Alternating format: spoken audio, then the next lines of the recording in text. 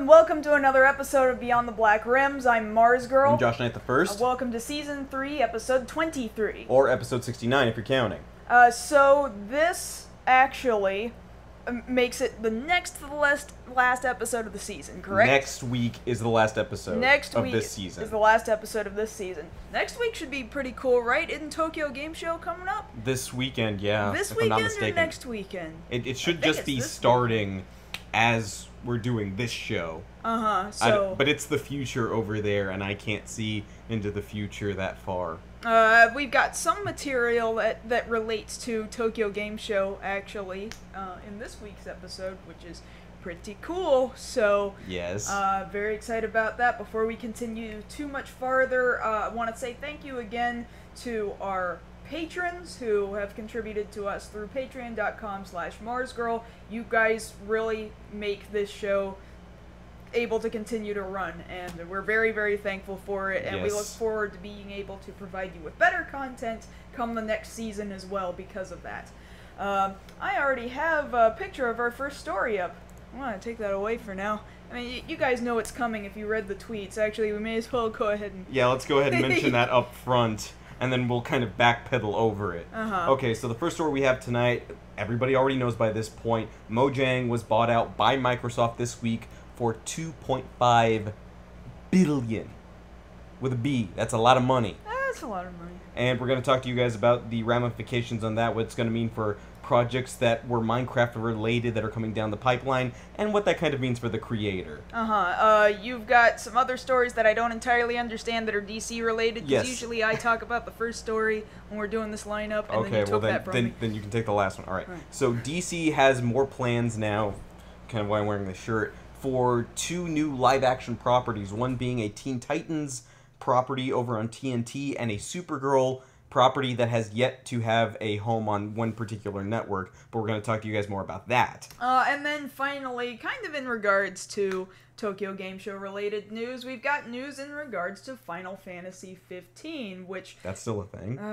Shockingly, yes, which now finally has a Tokyo Game Show related trailer, and news about changing directors, and I could go on and on about that. Of course, we don't really have time for me to go on and on, but I will try and condense it as much as humanly possible. Yes, because you can go on and on and on when it comes to Final Fantasy. Especially modern Final Fantasy, and how much I'm kind of on the fence about certain elements. So, we will wait for that one. I'll save that till the end. Yes. Hopefully we'll have enough time. Right. But the thing is, we actually do really want to get started talking early because we actually have a lot of follow-ups this week. So we'll get right into it. I see some people in the chat already talking about it. Let's get right to it. We got a little bit of Silent Hills test footage just earlier, and this stuff... Creepy dream-like is the stuff sequence. Of nightmares. Like, literally, because stuff just appears out of nowhere and morphs into other stuff, and a door gets knocked off its hinges and then into another wall and then becomes another open door frame. Like, your brain just does that kind of crap in dreams, right? Right. But this is, like, the worst stuff that your brain could possibly come up with. It's one thing... Like break it down for a second. You're walking down that hallway, very PT style, you know, for those of you who have played the demo there. The playable trailer, yeah. And there's this bouncing ball there, seemingly bouncing on its own, and then it goes rolling in a door, and then you check in, and it's a ball, but then it's not a ball, it's a head with, like, maggots spewing out of it, and I'm like, oh... More like centipedes. Or centipedes, something like that. And then the walls dripping with centipedes. And stuff getting black and crawly. Like, that's Silent Hill, right? Oh, yeah. You know, walls turning black and all that. And then the freakier part is what happens next when you see further down the hall, there's, like, lightning flashing, and then there's these, like, toy robots or something parading all kinds down. Of kids' toys, flashy and electronic and stuff. And you know why they do that? It's to desensitize you to the next thing, because you look down the hallway, and you think you see a body, and then there's this giant arm just reaching for you with, like, no head attached to this body. That's what freaks me out the most. Crying and screaming. And yeah. There was that canned children's giggle at the beginning of the trailer. That one. You know the one I'm talking about, Yeah, I know the one you're talking about. That same children's giggle that ends up in every piece of media ever. Right. Well, you know, that ends up getting used a lot. But, yeah, it's creepy. That's why it keeps getting used a lot. Right. Long story short, this is going to be as hopefully this shows that it's going to be as scary as both Hideo Kojima and Guillermo del Toro say it's going to be, where you will need that extra pair of pants handy. That they have been advertising that you will need. So here's hoping. The second thing we wanted to cover is, I didn't think we were going to have to cover this. So this is a weird sentence to say. On October 8th, Miku Hatsune will be appearing on David Letterman. I assume she'll be a hologram as she usually is during performances? Yeah, I'm guessing that's got to be the case, because you think about it, she's not a person. But she does have music to play. Is she going to go through the interview process? Or, because some musical guests don't always get interviews. No. A lot of times on Letterman, because I've been watching a little bit more Letterman lately, just because we you know that he's going to be leaving eventually, within the relatively near future. Right. So you watch a little bit more. And yes, generally most of the musical acts just play. He says, hey, good job, shakes their hand, and then says, all right, good night, stay tuned for Craig Ferguson. Is he gonna try and shake her hand, or I think they're gonna bow. Oh, I think they'll bow. Okay, that makes sense. But then, are we gonna plainly be able to see the mesh projection screen that she gets projected on? See, that's what I'm wondering about because too. the stage is only so big because it's and they don't really show set stage. And it's not like talk shows don't have big sets. Now, granted, I was over at Warner Brothers. Over at TBS. Yeah, and I was at TBS's stage, and I got to see the stage for Dion Cole's Black Box and Conan. Right.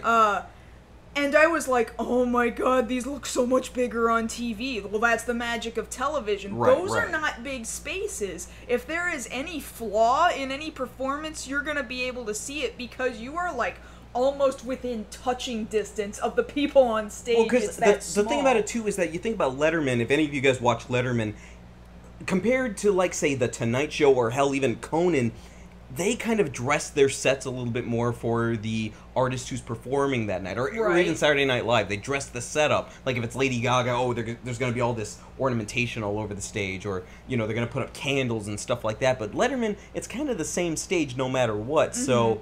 Oh man, you remember when what was the K-pop group that came onto Letterman? Why am I blanking on? Yeah, I remember because we watched that. Yeah, and I actually don't dislike them, so it's shocking me that I'm not remembering their names. Because I could name a K-pop band, but it would probably be the wrong one. But point being.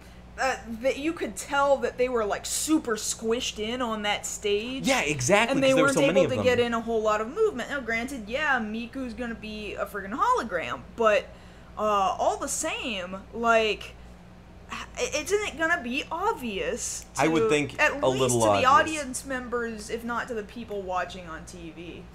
I think it would be obvious. That's what I would think too. Okay, so yeah, October 8th, you guys be on the lookout for that.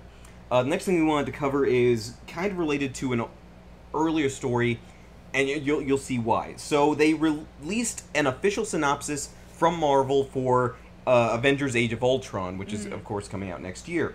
Now, the thing that I wanted to bring up here, I'll read right now to you guys. This story follows our heroes back for the follow-up of the most epic movie of all time. Here's where it comes in. When Tony Stark tries to jumpstart a dormant peacekeeping program, things go awry, and the Earth's mightiest heroes are put to the ultimate test as the fate of the planet hangs in the balance. As the villainous Ultron emerges, the villain of the piece, it is up to the Avengers to stop him from enacting his terrible plans, and so on and so forth. Basically, the thing to bring up there is that it would seem that Tony Stark isn't actually going to be the one to invent Ultron. Which goes against standard comic book canon? No, if he were to invent Ultron, that would. Yeah. But saying that he's dusting off Ultron's story. Well, basically, yeah, and people are coming to the conclusion.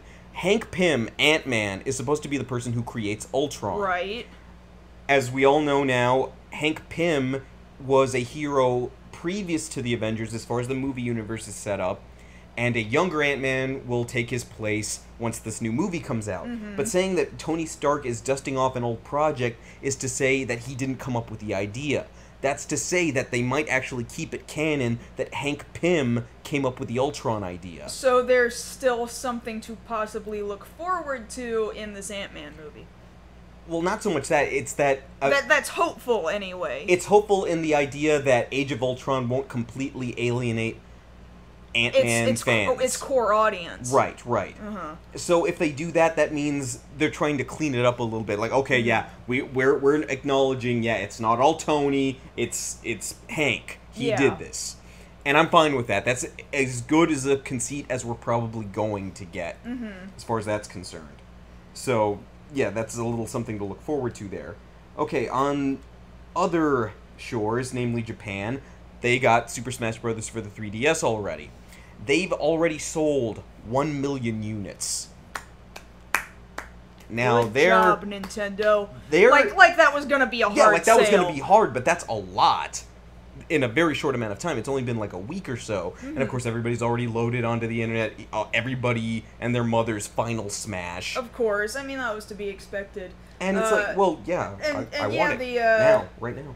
The demo was locked only to certain 3DS users this past week here in North America, but I believe starting tomorrow, if not already, that demo should be opened up for everybody, all Nintendo's if I'm not mistaken. users. So that's something to be looking forward to for us, because we haven't paid for anything Nintendo-related in a while. Not in a couple of months now. We haven't gotten that code that apparently got passed around that some people were able to give out in order to play the demo with one another. Well, then we've been too busy. That too, yeah. But I'm looking forward to it, extremely so. Yeah, because that's only going to whet people's appetites even more to get the full pack when it comes out, just weeks from now. And then moving on to our last thing, we got a little bit of footage now from this next Ace Attorney game, which you guys can go ahead and see on YouTube, with Ryuichi Naruhodo there in Britain, and we're looking at all of these characters, we're listening to the voices for the first time. He's a lot more proper now than Phoenix is. He's not pointing and saying, objection. He's more like proper, hi, I'd like to answer a question, things like that.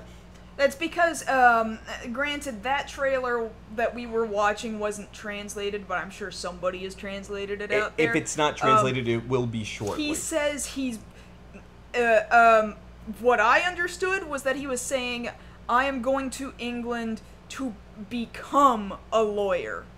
Like, as if he's only studying law, and he's not yet a professional Which goes lawyer. into the story that we were reading about last week. And then, of course, we're getting our first look at Sherlock Holmes there in action, the way he's going to be probably the main way you go about getting clues because of his innate ability to just sense things about his environment. See, that was kind of what I'm wondering if that's how they're approaching it. You remember the other week I was saying, oh, well, they're probably going to have some supernatural form of being able to detect this, that, or the other. Right. Well, I wouldn't say it's quite supernatural, but, it follows the Sherlock logic. If you're partnered up with Sherlock, as you can see from the trailer, he's pointing out in that lead female character, oh, I know she likes all these foods, I know in her kimono she's carrying a book, I know all these different things about her just by looking at her for just a few seconds, and he's listing them off, all pro-Sherlock style, and yet, Naruhodo doesn't seem to be that put off by it. No, he's just like, oh my god,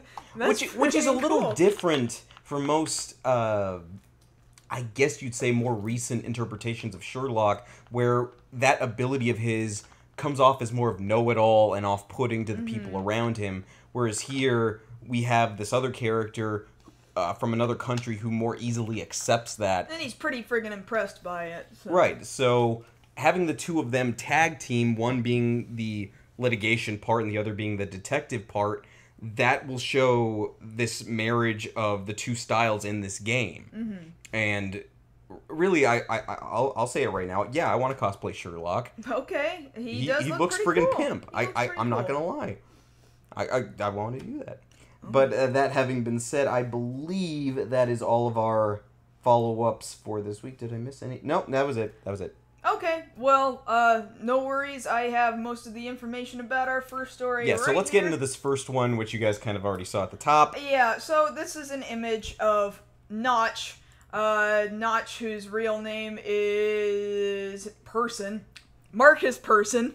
I knew his last name was Person. I couldn't remember. See, like for a second there, if I didn't know any better, I think you were just. No. Oh, I don't remember. His name is Person. Yeah. So Notch was the CEO of Mojang, or some people, I guess, pronounce it Mojang, or some people pronounce Mahjong. It's pronounce it. You know what? You know what? Mojang. Mojang. I'm gonna spell it like Mojang. It's spelled Mojang. I'm gonna pronounce it Mojang. But it's a Swedish word, which makes sense because Notch is Swedish. So, he was the CEO of Mojang, but he, I believe, stepped down, a while back. He was the original designer of Minecraft, and he even stepped away from his Minecraft duties, a couple years back. But he still, for the most part, managed Mojang, right? So here we get into this part of the story earlier this week that Microsoft buys out Mojang. Now, we had heard about this coming for about a week and a half out, that this was going to happen. And we were like, oh, is it just a rumor? Is this actually going to happen? How much is the price tag going to be? Well, sure enough, we find out $2.5 billion. Yeah, well, 2.5 billion, yes, is an impressive number, but also realize that's impressive to somebody who doesn't have a lot of money. Mojang is a very small company, very small group of individuals who are working on just a very small select few games, which, shockingly, Minecraft just friggin' exploded. You can't hardly go into... Exploded like a creeper. Like a creeper. You can't hardly go into a Walmart, a Target, Toys a R Toys R Us without seeing little figures, without seeing cardboard creeper head masks. It's on it's on t-shirts. School folders now. I saw it. School folders. You get that little foam diamond pickaxe. Yeah, Halloween costumes now. Halloween costumes. Oh my god, you remember 2 years ago, yeah, I was about to bring that up. when we were off doing the San Antonio zombie walk, and our friend Woody was like, I'm gonna go dressed as a creeper, and he had a really good cardboard creeper. He made this himself, granted, and we were sitting there trying to do like legit zombie killing stuff, and we were like, all right, Woody, come on, follow us. But every 2 seconds, some kid would run up and, I want to take a picture with the creeper! Oh my god, we can't move! Well, not because he's being attacked by zombies, or because he's marching with the zombies, but because people won't stop stopping him! It was insane! And it's the whole thing, too, of, like, it wasn't just the fact that, like, I didn't realize Minecraft was that big. I knew it because of you and a couple of friends who play it. I'm not really that big into Minecraft, but it was the fact that as we were walking down the street with him, people were yelling at him, man, I worked so hard on my house and you ruined it! Like, people were... You stay away from my house! I remember that guy specifically. People were so upset by this, and that just shows how big it got. So naturally, if this thing is that big, yeah, of course, it looks that much more appealing to a company like Microsoft. Well, because just realize, in comparison, you know, that 2.5 billion, again, sounds big. But, again, in comparison, Microsoft spent 8.5 billion on Skype and 6.3 billion for a quantitative. I don't really know what company that is. I assume they're, you know, much bigger. Well, comparatively...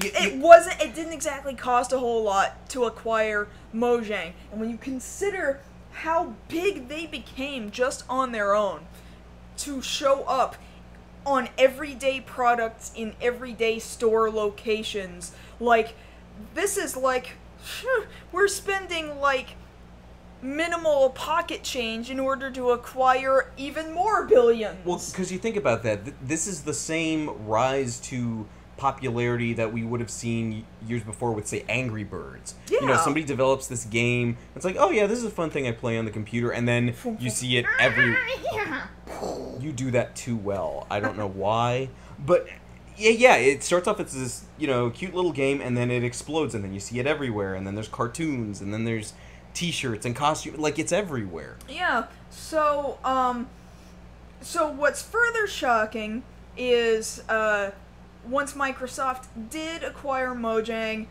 Notch decides, you know what, I'm out. So just the other day, he stepped down from his position at Mojang, and he no longer is part of the company. So let me see if I can get his blog up in front of me. Well, I've got his... yeah, that's the one I'm looking for. He says here in the... and I'm reading an excerpt from it. He says, it's not about the money, it's about my sanity. I don't believe that necessarily, because like you said, 2.5 billion might not be much to Microsoft, but to somebody who doesn't have much, yeah, it is. Mm-hmm. Now, it's a fantastic idea for Microsoft, too, to further purchase an overseas company, too. That creates this further stronghold. Look at this from two aspects. Let's not kid ourselves. They made Notch an offer because he said, if this goes through, I will leave. Mm-hmm. If he stayed around, he could have stood to gain from this. But he decides to leave once the acquisition is made final. I don't see why anybody would leave when he's already got such a pulled back stance on the company. That just doesn't seem to make any sense. I wish Microsoft would come up to me for some reason and offer me a position that would allow me to have access to that kind of money and resources. Well, now, also consider this, too. He, in the past, has not had fantastic relationships with Microsoft. As Windows 8 was up and coming a year or two ago, Microsoft approached him then and said, hey, we would like to make Minecraft, what's the actual terminology? Ensure that it's going to be supported on Windows 8, basically. And Notch basically gave a big FU to Microsoft, almost literally, and said, I would rather Minecraft not ever be made for Windows 8 at all, just so that everybody can see how much we don't ever want to have anything to do with Windows 8. It sounds to me like he didn't have a fantastic relationship with Microsoft in the past, which further makes me wonder why sell it to Microsoft, especially if it's not about the money. Well, yeah, but then it also goes back to the whole thing, and this is kind of a no-duh sort of thing, if you know anything about the guy.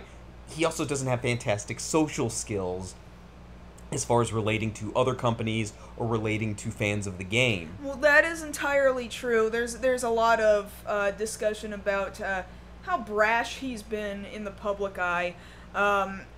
Granted, maybe some people had it coming. For example, EA. He can't stand EA, but then again, who can? Because EA is a terrible business to work with.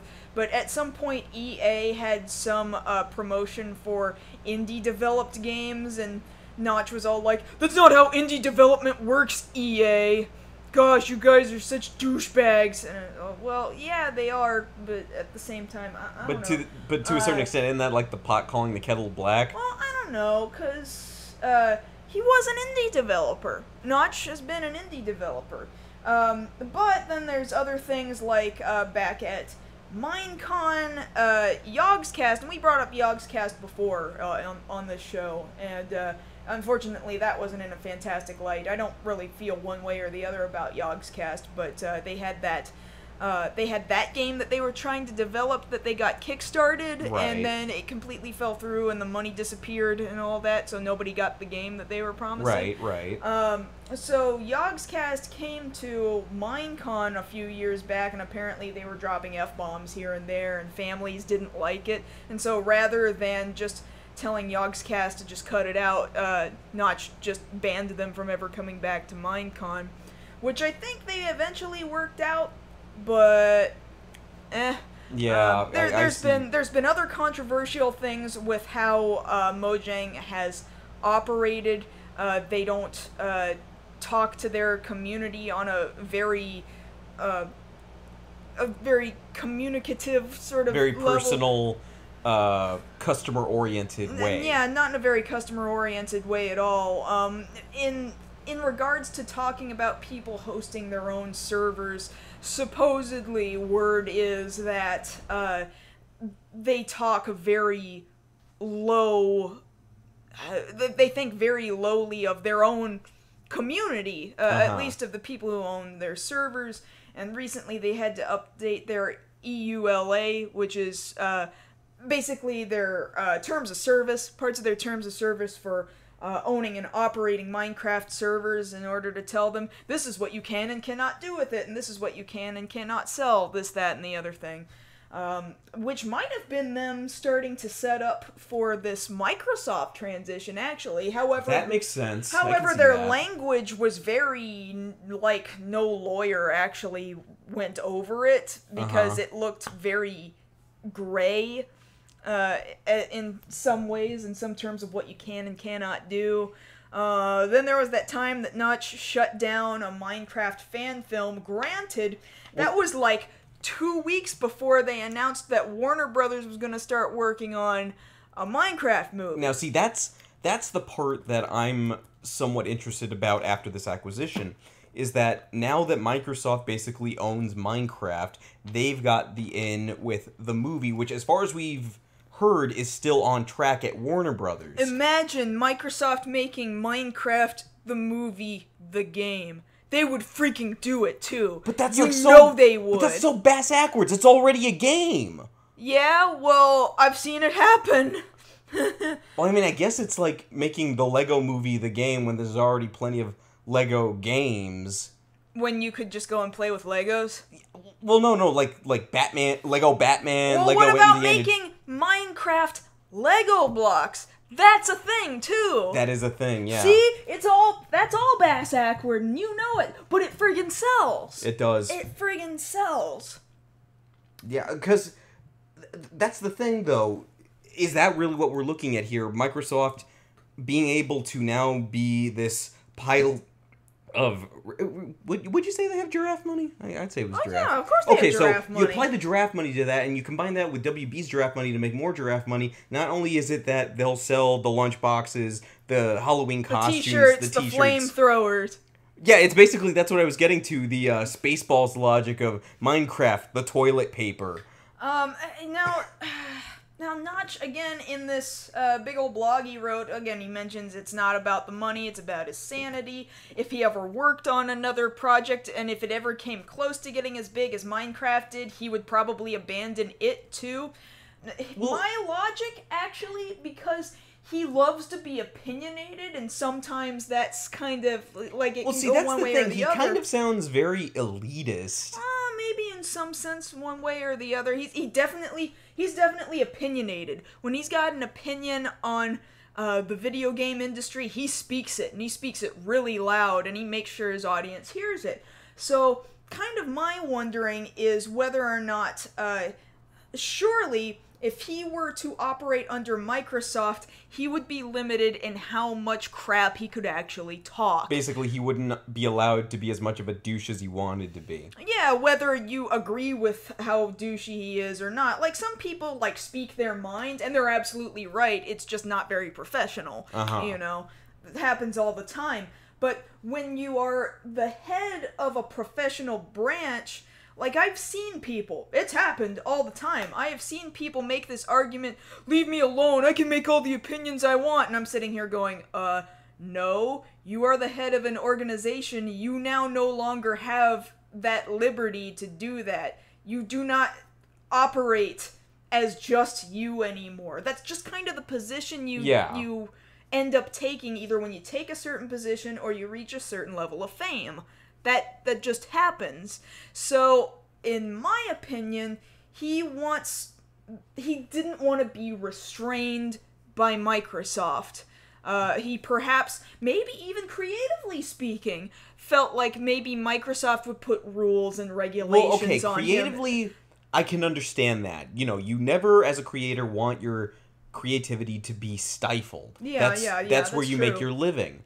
That's fine. But when the basis of this seems mainly to be in, I kind of want to still be able to talk as much crap as I want to, then I don't really sympathize. And that's hard for me to say. All I'm saying is that he's been known for really speaking his mind, and I don't think that Microsoft would have allowed that kind of probably openness. Not. They need as much positive press as they possibly can get. Yeah, and when he's already, like, backlashed at EA, at, oh god, who releases Elder Scrolls? Why am I blanking on Bethesda? Oh my god, I'm glad I got the out. Yeah. He was sued by Bethesda a while back because he was working on a game with Mojang entitled Scrolls.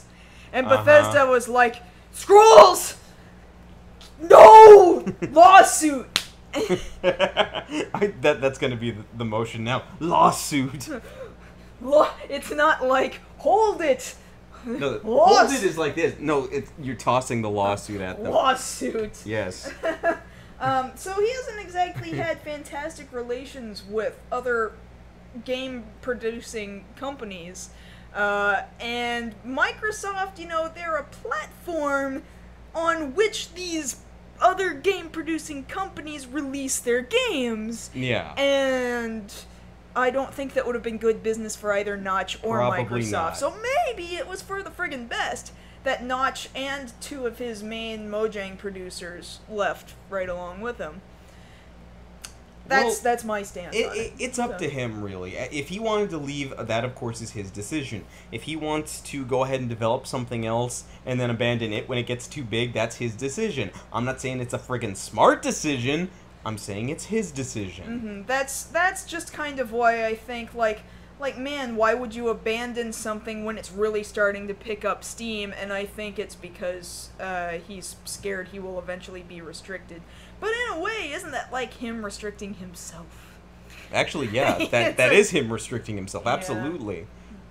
Because you should still be able to find a way to work within structure. And That's if you true. can't do that's basically one of those, as he was growing up, you get that check mark on your evaluation, does not play well with others. That's kind of what it's looking like, alright. He'll take his emeralds and go somewhere else. Sorry, man. I had played Minecraft since beta, and who knows whether or not I'll continue to play under Microsoft's reign. We'll find out. We'll see where it goes. Oh, well. Yeah. Well.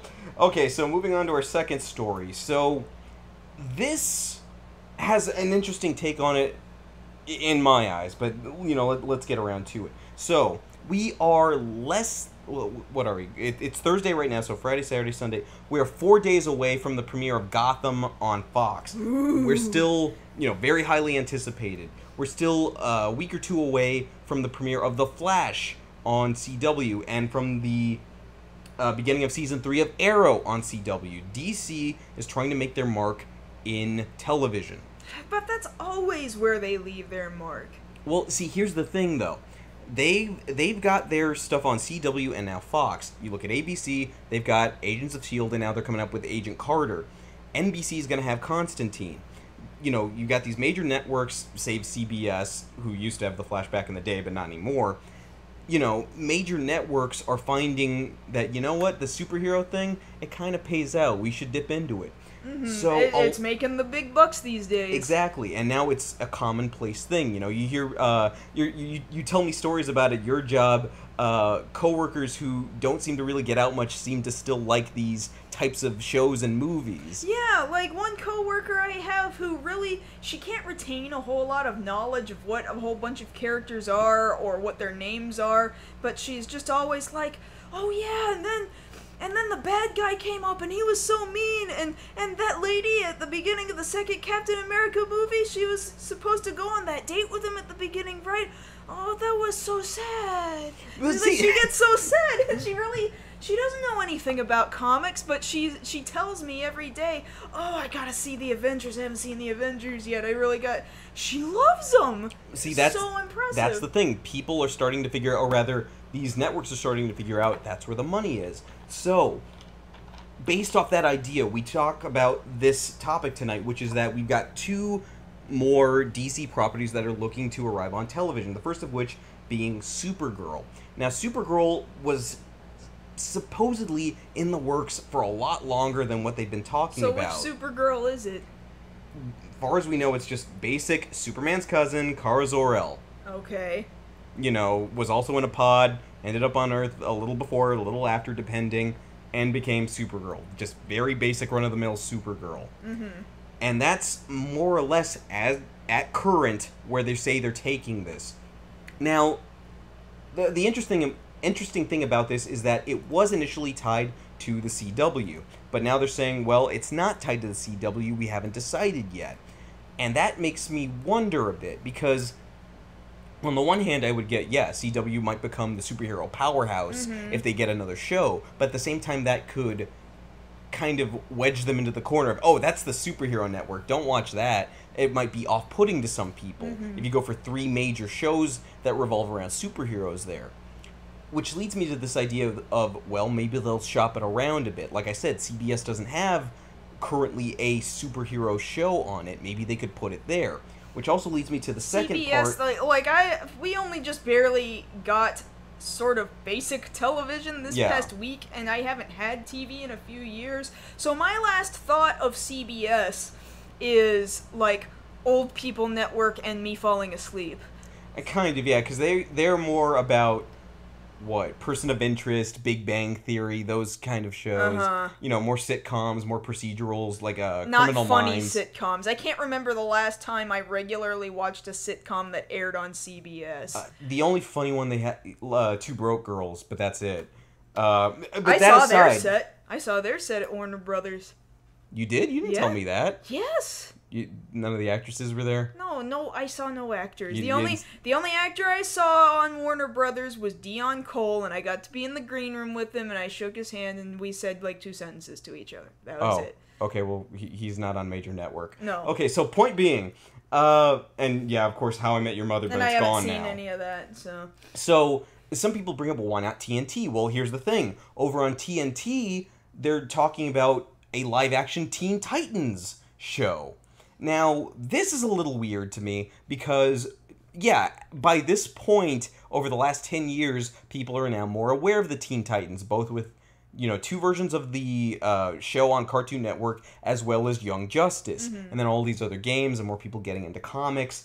That's a bigger thing now. And this one actually has a synopsis, which I'm reading here. This action series will center on Dick Grayson, who emerges from the shadow of Batman to become Nightwing, the leader of a fearless band of new superheroes, including Starfire, Raven, and many others. Nightwing, huh?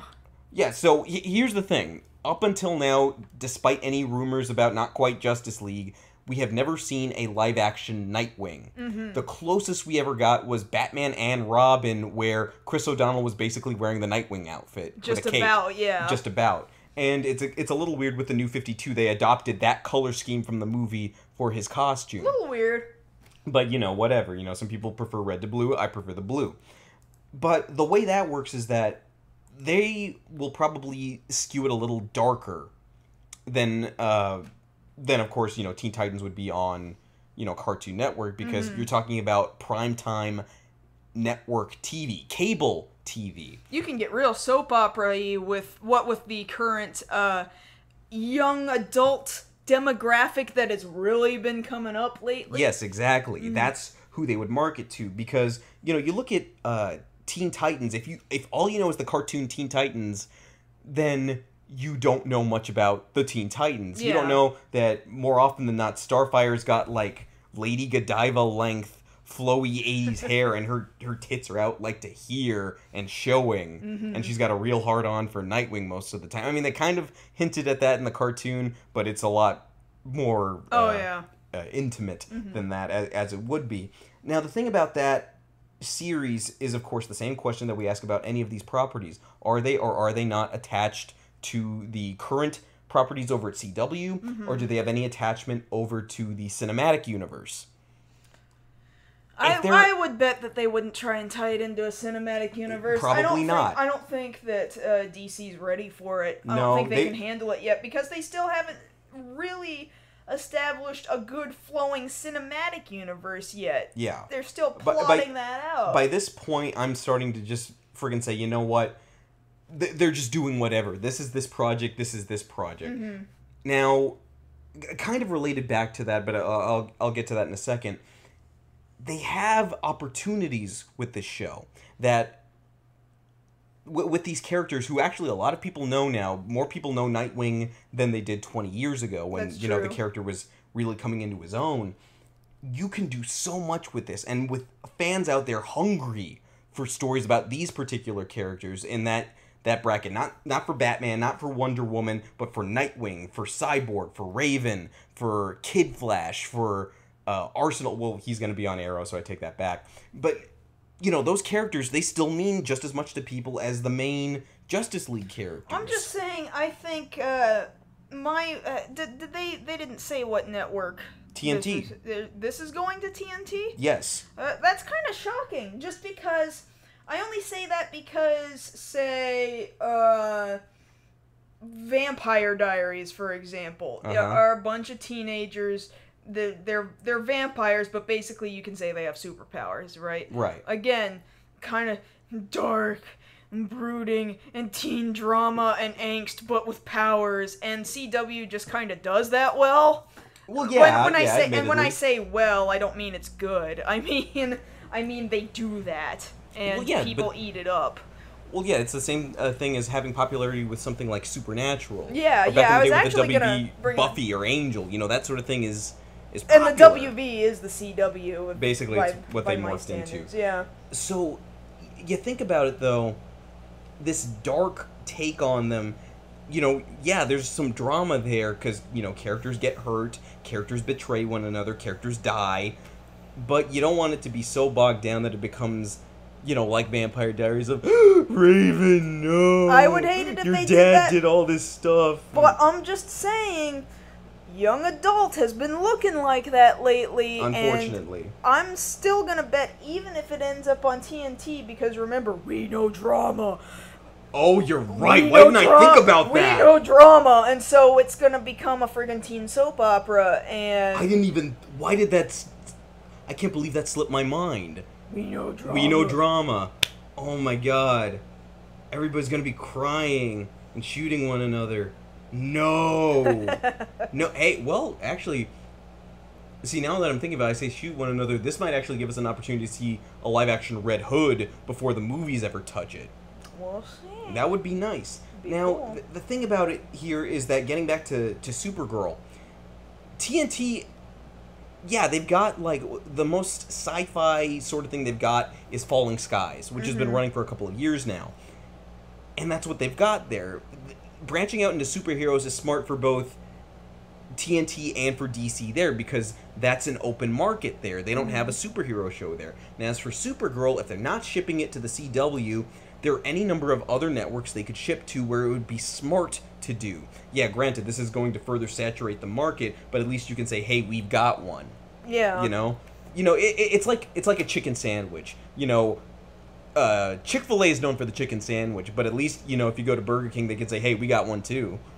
Yeah, because if you don't agree with Chick-fil-A's ideals, you can be like, oh, I'm gonna screw off to the other guys. Well, yeah, because it's like, hey, I don't like the way that superhero show looks, but this one's fine. Yeah, it's kind of, that's the way I see it. So, really what I'm saying is Supergirl has a very high possibility in my mind of going to CBS, USA, which doesn't have any show like that right now. USA still, like, does stuff? Oh yeah, they're still very good with their shows. This is how far off how detached I've been from TV for the last few years. Or, I can't believe they haven't really done anything, since they have so many other things, FX or AMC. I can't believe it's not superheroes. Well... You started saying, I can't believe, and that was just the first place my mind went. No. But, and, yeah, you could do certain things like that. Now, sci-fi, I doubt it, because they've got all those other reality shows, and they're very steeped in their, like, Defiance and Eureka shows like that. I mean, yeah, granted, Eureka's been off the air for a bit, but still, you get the idea. That network having a superhero show is kind of too no-duh. You know, you would expect it. It would probably get lost in everything. Exactly. Whereas these other networks, it would stand out. I mean, granted, Walking Dead is a comic book show, but it's about zombies, and zombies are viewed as a different genre than superheroes. That's true. So, really, the smart thing to do is ship it to one of them. Because then it would stand out from all their other shows. You know, AMC, for example, you know, you've got all these awesome dramas that they're known for, and then you stick in the superhero show. But if you're a studio, do you really want to have your hands all tied up in all this different business with all these different companies all at once? Or is it smarter to be like, we have a good solid relationship with these guys over here, we're going to continue to do business with them? Really, there are merits to both, and I don't really detract one from the other. I'm just saying that would be the smart thing to do. Now, if they're going to go ahead and go through with this anytime soon, because really, this is just saying we're going to do it, we still have to wait for casting, directors, whatnot, I really hope they pull from the same writing pool that did Young Justice. If yeah, of course it's not a cartoon anymore, but those stories were way more mature than Teen Titans, and people liked that.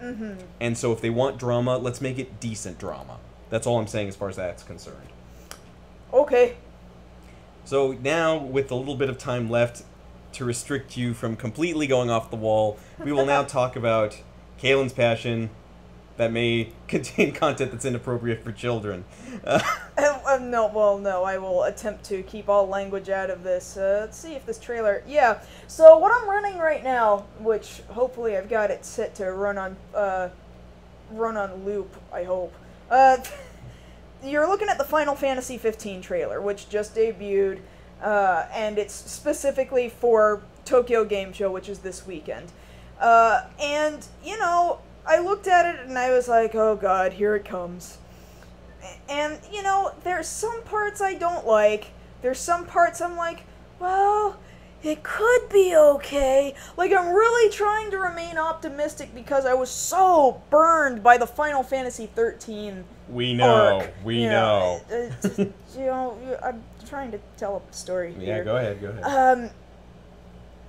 So what's funny about it, as a lot of people might already know, is that Final Fantasy 15 actually started off as a Final Fantasy 13 game, okay? Yay, more Final Fantasy 13, sarcasm. So there's the inherent problem in this, is that there was supposed to be this whole Fabulis, Nostalis, Crystallis, whatever they were calling it. It was supposed to be this big arc of all these different other branch-off games from Final Fantasy 13 in order to tell a more broad story about this universe, which I guess could have been cool. Like, I think Agito and Type 0 were both also supposed to be part of this, right, as far as I remember, this branch of games, and now they're all just kind of independent from themselves. Like, I guess Square Enix was just like, yeah, we're just gonna pretend we never said that a long time ago. Here, have some games.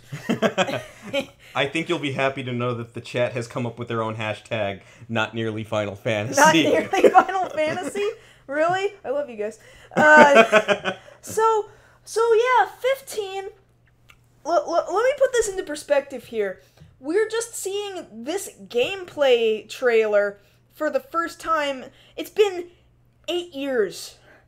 8 years since this was first announced. Okay, as a completely different game. And then they decided to rename it because they're like, we don't know when we're ever actually going to get around to making Final Fantasy 15. We may as well just rename one of our games that we're already trying to spit out. How about this one? Yeah, sure. XV. Alright. So out comes this. So we're looking at this trailer. Things that I'm kind of iffy on, or like to me, this looks like Final Fantasy Dude's Night Out. Like, what is this? Yeah, it does kind of have a The Hangover sort of feeling about it. The Hangover meets fantasy monster creatures. Like, I'm not too into that look. However, you see fantasy elements. There's magic and there's swords, and what I think they're trying to really sell here in this trailer is like, look how big and open this world is, and you can go anywhere you want, and you can attack anything you want, which, yeah, that inherently does look really freaking good. But, you know, we can only see so much from this trailer. Like, Final Fantasy 13 had that one part where they're like, you see this big, wide open grassland? It's all yours. This is where exploration happens. 40 hours into the game. and then you go right back into tunnels. Hallways. Hallways, you know? So, I have no idea how long this openness lasts, so I'm still a little wary. It looks like you've got your full party following you around everywhere, and you're running about and you're picking enemies. It kind of, in that regard, looks like Final Fantasy XII, which... Well, yeah, that's what I was going to say. This looks more like an MMO than a Final Fantasy game to me. Well, yeah, Final Fantasy has done that before, and 12, you know, wasn't my favorite Final Fantasy, but after playing it for a while, I was like, you know what, I'm warming up to it. It's okay. So, if I can tell my other party members what to do in battle, it will be like 12, and it will be okay. If I cannot tell my party members what to do during battle, it will be like 13, and it will be bad. Okay, alright. So in that regard, I really can't tell one way or the other. The only other thing it really has going for it is that, oh, look, they managed to remember the Final Fantasy prelude in this trailer. Like, oh, that's one thing 13 didn't have. Well, I guess they have the right idea there. No, see, now I'm thinking about it too. Looking at this trailer again from the front, it's like, oh, this isn't Final Fantasy. This is Organization 13 on Casual Friday. Because they're all in black! No. Well, okay, this leads to the next part of the story, right? So, director up until this point was Tetsuya Nomura. Right. Who, Kingdom Hearts is his baby, you know? He just left. He just friggin' left Final Fantasy 15 after 8 years of development. So now, okay, there's a whole other brand new director. Now, granted, he was co-directing this game up until this point, but his name is... Oh, right, okay, yeah. His name is Hajime Tabata, okay? Right. Mr. Hajime over here, he has only directed so many games. Those games are Before Crisis Final Fantasy VII, Crisis Core Final Fantasy VII, Final Fantasy Type 0, and he's produced Final Fantasy Agito. Not one of those games is within the main numeric series. Franchise Final Fantasy. So the only one he's the director of is Final Fantasy 15. And in the trivia section of the Final Fantasy Wikia, it states Final Fantasy VII was the game that he had the most emotional impact with. However, that's fine. You know, a lot of people had emotional impact from 7. Yeah, like 7. I did. I like 7. Like, I think it's overrated, but I don't think it's a bad game by any stretch of the imagination. I think it's quite good. And then it follows up by saying, however, he is also fond of, but hasn't finished, Final Fantasy VI and Final Fantasy 12. So, like, he's only finished the one most popular game in the Final Fantasy franchise, and he has not finished other Final Fantasies. And this man is the director of this game that has been in production for 8 years! And now we're also only learning there's going to be a playable demo, okay? That playable demo is going to come out with, I think it's Type 0 HD that's going to be coming out in March. Right? Next year. The playable demo doesn't come out with the game. What people are going to get when they purchase Type 0 HD is a little code that you will be able to redeem on your PS4 or Xbone for whenever the playable demo is available. So we don't know! Wait, so you're basically telling me that once you get Type 0 HD, you're basically getting an IOU? Yes! Yes! So, this game is taking a ludicrous amount of time. This is ludicrous. And they said that Tetsuya Nomura stepped away, and they're like, this gives him more focus so that he can focus on other games, like Kingdom Hearts 3. And I'm like, yeah, how long is that gonna take, too? Like, Square Enix, where are you? Like, what are you I just want to say, having watched Tusk last night, let's put this in perspective. Tetsuya Nomura, you've been working on Kingdom Hearts 3 for so long, we let Haley Joel Osment get old and fat! That's your fault! I'm just putting that out there. Anyway, I'm just saying. I don't think that has anything to do with it. It has everything to do with it. We let Sora get old and fat. No, what I'm saying here is that people are comparing this and calling this the Duke Nukem Forever of Japan. Because it is taking so long to come out, it is changing so many names and so many hands, right? Like, and then we got it's gonna be, if it becomes a mess, it's gonna be no friggin' wonder, because everybody's hands were in the pot, and that's what happened with Final Fantasy 13, actually. I think it was originally supposed to come out on PS2, and then it got pushed back to PS3 and Xbox 360, and it just fell apart. I appreciate what somebody's saying here, that basically Nomura pulled an Edgar Wright. He was working on it for so long, he's like, I'm out. No, can't do it no more. Can't do this. I'm going to my zippers. And yeah, I'll admit, yeah, it looks pretty, but it doesn't look like Final Fantasy to me, and I'm not even a fan. I still say you have to appeal to a non-fan as much as you appeal to a fan, and this doesn't appeal to either one of us, hardly. Are you saying it's too much of a mix of modern and fantasy for you to kind of be turned off? That's what I'm saying, yeah.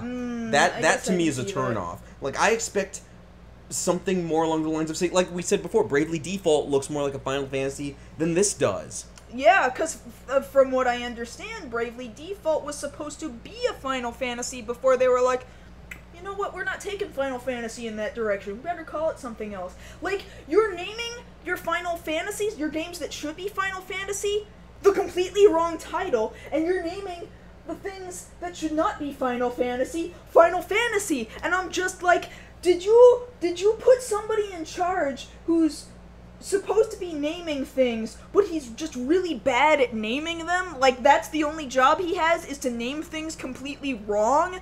Like, can we Maybe he's dyslexic. We should have called this Bravely Default, and we should have called Bravely Default Final Fantasy 15. I don't even care if it came out on the 3DS. It doesn't need to be on the core consoles. It can be a handheld game and be part of the numeric series. Like, take a page from the Dragon Quest book, alright? Because Good point. Dragon Quest, they put their games on mobile, portable devices, and they still call it part of their numeric series. They don't give a they don't care. Okay, and just to round this out, because we're kind of out of time, taking off what some of the chat is saying too, some people aren't going to trust a common rider who's not on a bike but in a car. I don't know if I want to trust a Final Fantasy where all the main characters are in a car. That's a good point. Where are the chocobos? Why are they not riding chocobos? Oh my god, if their car is named Chocobo, I'm gonna be livid. If their car is friggin' named Chocobo, I will punch a baby. Like I will punch a baby. The Toyota Chocobo, new for 2015. It's not even yellow! It's as black as they are! It's a black Chocobo, you idiot! It's a black Chocobo! But it's black like their souls. The way they feel on the inside. It's 10 o'clock. Alright, let's wrap it up. Okay, so thank you for hanging out with us. We really do appreciate it. I'm sorry that this started getting kind of into lengthy territory. We're very glad you guys were with us. If you're in the chat room with us right now, hang out with us for an additional half an hour, and we can continue to go on this topic for as long as it takes. I could keep going. Of course. In the meantime, you can always follow us on Twitter during the week. I'm at Josh Knight First. And I'm at Mars Girl. And until next week, this has been this episode of Beyond the Black Rooms. We will see you guys next time. Goodbye.